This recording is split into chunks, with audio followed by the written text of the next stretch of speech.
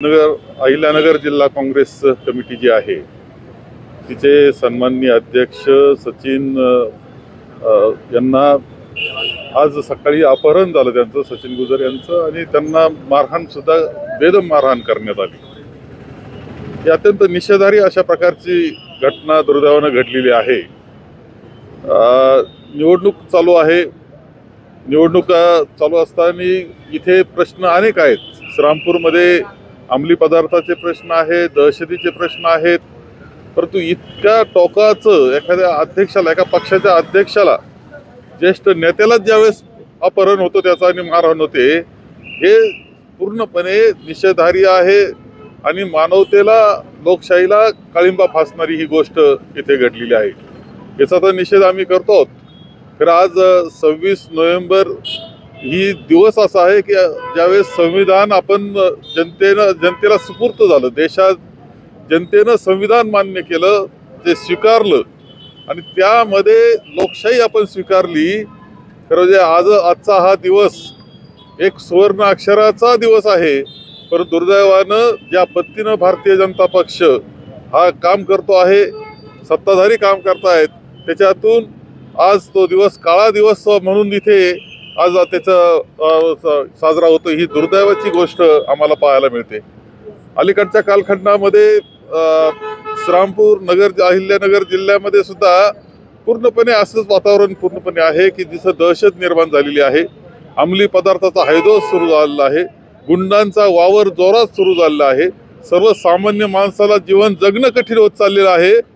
मला माझा माननीय मुख्यमंत्र्यांना प्रश्न आहे की तुम्हाला कसा महाराष्ट्र पाहिजे? आपण राज्याचे गृहमंत्री सुद्धा आहात, आपल्याला कसा महाराष्ट्र पाहिजे? हा अंमली पदार्थाने भरलेला, गुंड पोसलेला, गरिबाचं जीवन कठीण झालेला, लोकशाहीला काळिंबा फासणारा असा महाराष्ट्र अभिप्रेत त्यांना आहे काय? असा माझा सरळ प्रश्न आहे।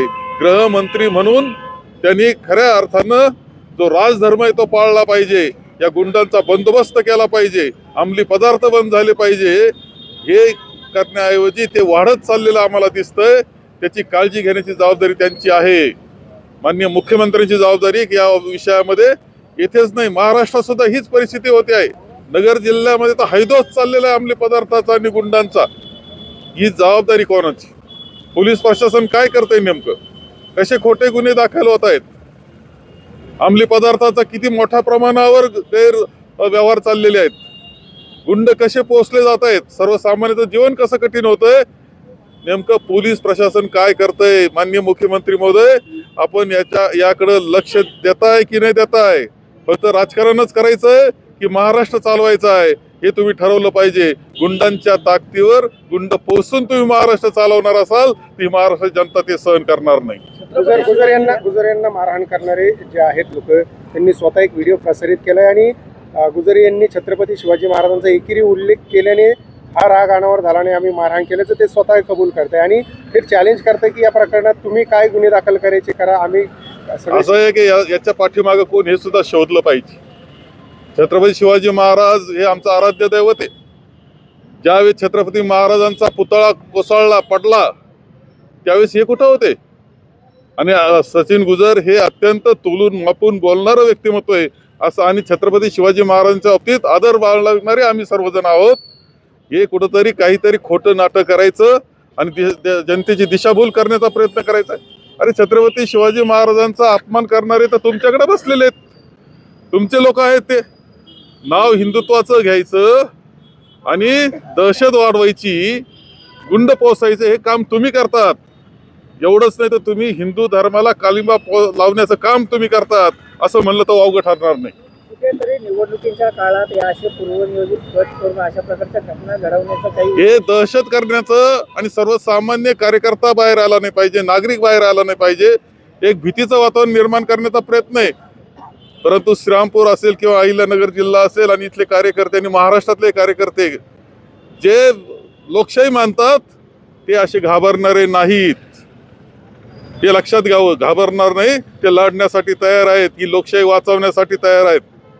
काँग्रेसच्या आमदारांनी सकाळी सांगितलं की आम्ही इथल्या निवडणुकीवर बहिष्कार घालण्याचा आता इशारा देतोय, काय तुमची नाही, याच्यामध्ये सर्वसामान्य माणसामध्ये जी दहशत निर्माण होते आहे त्याचा खूप परिणाम आहेच आहे.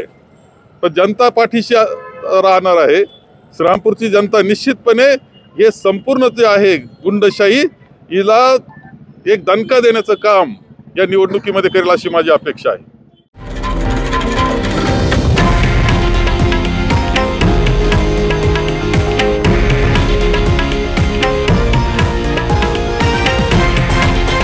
हे आहे देशातील नंबर 1 न्यूज नेटवर्क आणि आपण पाहत आहात TV9 मराठी, एकमेव.